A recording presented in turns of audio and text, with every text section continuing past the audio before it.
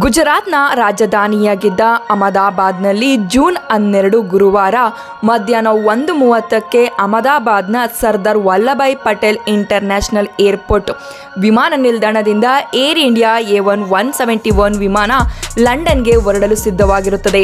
ಈ ವಿಮಾನ ಒಟ್ಟು 142 ಜನರನ್ನು ಹೊಂದಿದ್ದು, ಇದರಲ್ಲಿ 230 ಪ್ರಯಾಣಿಕರು ಮತ್ತು 12 ಸಿಬ್ಬಂದಿಯರನ್ನು ಒಳಗೊಂಡಿರುತ್ತದೆ.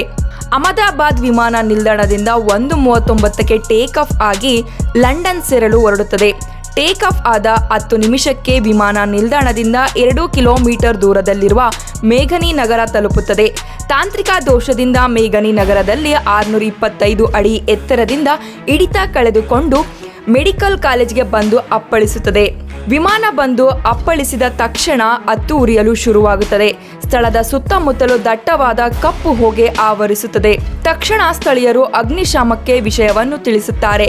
ಆದರೂ ವಿಮಾನದಲ್ಲಿ ಮಾಜಿ ಸಿಎಂ ವಿಜಯ್ ರೂಪಾನಿ ಸೇರಿದಂತೆ 217 ವಯಸ್ಕರು, 11 ಮಕ್ಕಳು ಹಾಗೂ 2 ಶಿಶು ಮೃತಪಡುತ್ತಾರೆ. ಅದೃಷ್ಟವಶ ಏನೆಂದರೆ ವಿಮಾನದಲ್ಲಿದ್ದ 2 ಬದುಕುಳಿದಿದ್ದಾರೆ. ಇನ್ನೊಂದು ಬೇಸರವಾದ ವಿಷಯವಿದೆ. ಅದೇನೆಂದರೆ ವಿಮಾನ ಬಂದು ಮೆಡಿಕಲ್ ಕಾಲೇಜ್ಗೆ ಅಪ್ಪಳಿಸಿರುವ ಕಾರಣದಿಂದ 75 ಮಂದಿ ವಿದ್ಯಾರ್ಥಿಗಳು ಮೃತಪಟ್ಟಿರುವ ಸಾಧ್ಯತೆವಿದೆ ಎಂದು ಹೇಳಲಾಗಿದೆ.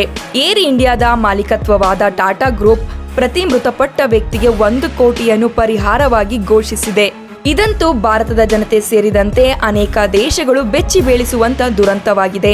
ಮುಂದಿನ ವಿಡಿಯೋದಲ್ಲಿ ಇನ್ನೂ ಹೆಚ್ಚಿನ ಮಾಹಿತಿಗಳೊಂದಿಗೆ ಬರುತ್ತೇನೆ. ಧನ್ಯವಾದಗಳು. ಇನ್ನು ನನ್ನ ಚಾನೆಲ್ಗೆ ಸಬ್ಸ್ಕ್ರೈಬ್ ಆಗಿಲ್ಲ ಅಂದರೆ ದಯವಿಟ್ಟು ಸಬ್ಸ್ಕ್ರೈಬ್ ಆಗಿ. ನಿಮ್ಮ ಒಂದು ಸಬ್ಸ್ಕ್ರೈಬ್ ನನಗೆ ಒಂದೊಂದು ಸಪೋರ್ಟ್ ಆಗಿರುತ್ತೆ.